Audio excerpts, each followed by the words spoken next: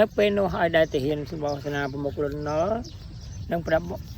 ម្ចាស់ស៊ីសវត្តស្រីមតៈធ្វើបានធ្វើរដ្ឋប្រហារទម្លាក់ព្រះនរោត្តមសីហនុពីប្រមុខរដ្ឋនៃកម្ពុជាហើយមានរយៈពេល17ឆ្នាំក្រោយធ្វើរដ្ឋប្រហារខ្មែរយើងមានឈ្មោះជាផ្លូវការទៀតមួយទៀតគឺសាធារណរដ្ឋខ្មែរប្រទេសសាធារណរដ្ឋខ្មែរមានរបបរាជការមួយរបស់ទាហានដែលគ្រប់គ្រងដោយសហរដ្ឋអាមេរិករបស់សាសនាមុខលន់ណុលចាប់ពីឆ្នាំ1970ដល់ឆ្នាំ1975មានរយៈពេល5ឆ្នាំ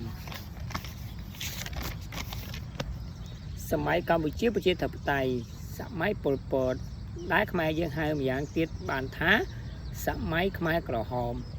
ឆ្នាំ1975បកកុម្មុយនីសកម្ពុជាដែលដឹកនាំដោយរដ្ឋលេខាធិការប៉ុលពតបានវាយដណ្ដើមយកទីក្រុងភ្នំពេញបានសម្រេចហើយជាពេលដែលបញ្ចប់នៃរបបសាធារណរដ្ឋខ្មែរសម័យខ្មែរក្រហមប្រកចាប់ពីឆ្នាំ1975ដល់ឆ្នាំ1979មានរយៈពេល3ឆ្នាំ8ខែ20ថ្ងៃពួកខ្មែរក្រហមបានផ្លាស់ប្ដូរទង់ជាតិនិងបាវចនជាតិដោយមានដូចជា17មេសាមហាជោគជ័យក្រោយរំដោះ7មករាឆ្នាំ1975មកយើងក៏មានឈ្មោះជាផ្លូវការមួយទៀតថាកម្ពុជាសាធារណរដ្ឋប្រជាមានិតកម្ពុជាហើយក៏បានផ្លាស់ប្ដូរទង់ជាតិចំនួន2ជា